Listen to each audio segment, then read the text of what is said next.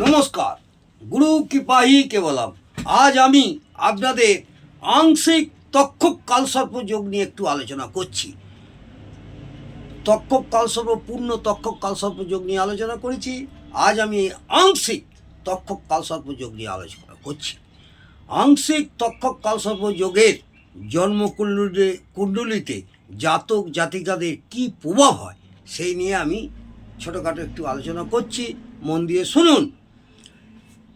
রাহু যদি সপ্তম ঘরে স্থিত আছে, কোনো জন্মপঞ্জিকা বা জন্মকুণ্ডলী বা লগ্নকুণ্ডলিতে রাহু যদি সপ্তম ঘরে স্থিত আছে এবং এই কুণ্ডলিতে একটি গ্রহ স্পষ্টভাবে রাহু কেতুর পরিধির বাইরে আছে, এই কারণে আংশিক কালসর্প তক্ষক কালসর্প যোগ হয়ে থাকে। আমরা জ্যোতিষ ভাইরা এটাকে আমরা আংশিক তক্ষক কালসর্প যোগ বলে গণ্য করব। যদি আমি উদাহরণস্বরূপ বলছি, যদি লগ্ন মিথুন রাশিতে লগ্ন থাকে, সেই লগ্নে কেতু থাকে, দ্বিতীয় ঘর ফাঁকা, তৃতীয় ঘরে কোনো গ্রহ থাকে, চতুর্থ ঘর ফাঁকা, পঞ্চম ঘর ফাঁকা, ষষ্ঠ ঘর ফাঁকা, সপ্তম ঘরে রাহু, অর্থাৎ মিথুন লগ্ন সাপেক্ষে সপ্তম ঘর হচ্ছে ধনু রাশির ঘর, সেখানে রাহু অবস্থিত আছে। এবং অষ্টম ঘরে কোনো গ্রহ আছে, নবম ঘরে গ্রহ আছে, দশম ঘরে গ্রহ আছে, একাদশে গ্রহ আছে এবং দ্বাদশে কোনো গ্রহ নেই।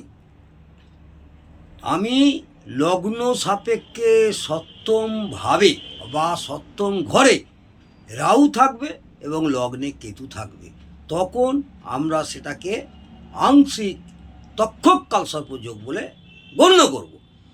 এবং কেতু এবং রাহুর পরিধির বাইরে একটি গ্রহ, যে কোনো একটি গ্রহ আছে, একটাই গ্রহ রাহু কেতুর পরিধির বাইরে আছে।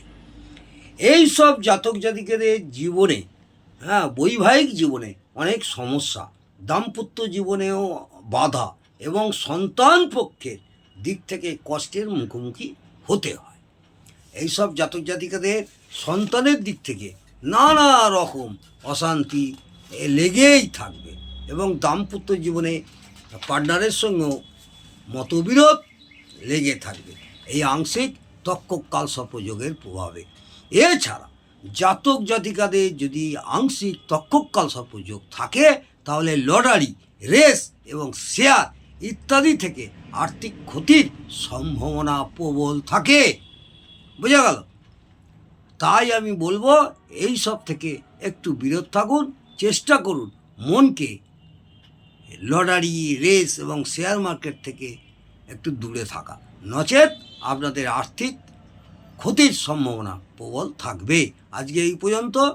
আগামী দিনে আরও আমি আপনাদের শিক্ষামূলক আলোচনা করব। যদি ভালো লাগে অবশ্যই একটা লাইক করে উৎসাহিত করবেন এবং কমেন্টে জানাবেন কেমন লাগলো। জয় মা তারা।